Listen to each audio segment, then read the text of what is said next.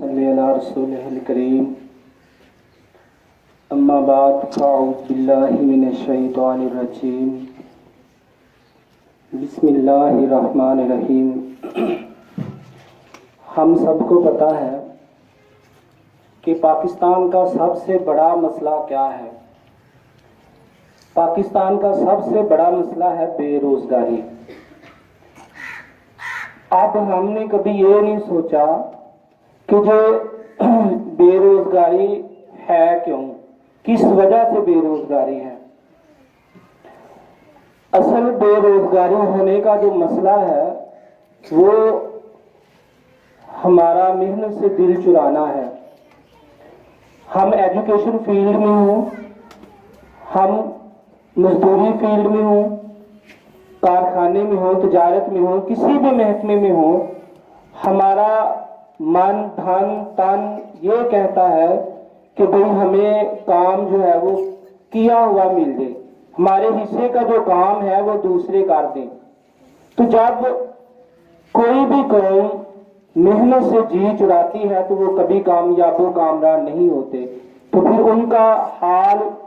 ہماری قوم جیسا حال بن جاتا ہے کہ بے روزگاری ان کا مقدر بن جاتا ہے۔ جرمن کا ایک بندہ تھا،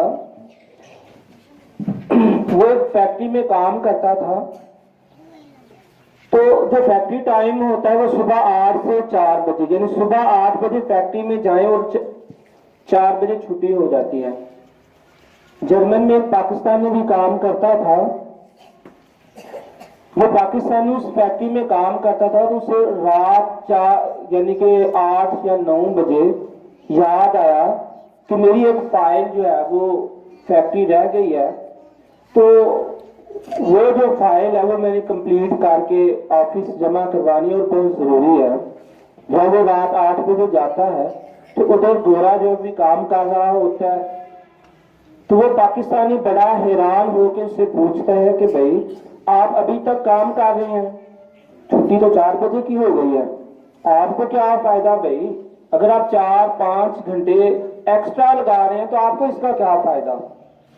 اس نے بڑا پیارا جواب دیا، اس نے کہا اگر میں محنت سے اور زیادہ دل لگا کے کام کروں گا تو میرے مالک کو فائدہ ہوگا، جب میرے مالک کو فائدہ ہوگا تو وہ ایک فیکٹری کی بجائے دوسری فیکٹری لگائے گا، جب دوسری فیکٹری لگائے گا تو میرے مالک کو اس میں بندوں کی ضرورت پڑے گی، جب بندوں کی ضرورت پڑے گی تو جو بے روزگار لوگ ہیں ان کو نوکری کا موقع ملے گا، ان کو روزگار کا موقع ملے گا اور ہمارے ملک سے بے روزگاری ختم ہو جائے گی۔ اگر ہماری بھی یہی سوچ ہو کہ ہم محنت کریں، محنت کر کے کچھ بنیں، دوسروں کو فائدہ دیں، اور اگر ہماری یہی سوچ ہوگی کہ بھائی ہم نے ہمارا جو ہے وہ 2 گھنٹے یا 4 گھنٹے ٹائم ہے، کہیں بھی ہم چلے جائیں اور 2-4 گھنٹے کے بعد ہم یہ کہیں کہ بھائی ہمارا ٹائم ختم ہو گیا ہے، ہماری نوکری ختم ہو گئی ہے، تو پھر کوئی بھی قوم ترقی نہیں کر سکتی۔ اب دیکھیں ہمارا المیہ کیا ہے کہ ہم پاکستان کے اندر رہ کے سارا دن بستر پہ سوئے رہتے ہیں، سارا دن مسوار رکھ کے ادھر ادھر گھوم رہے ہوتے ہیں، شراب جوا یعنی الٹے پلٹے کام کر رہے ہوتے ہیں، اور ہم کہتے ہیں بھائی پاکستان میں کام نہیں، پاکستان میں کام نہیں، باہر جانا ہے بھائی باہر جانا ہے۔ اب باہر جا کے ہمیں اگر کتے نہلانے پڑتے تو ہم نہلاتے ہیں، یہ ہماری کام ہے۔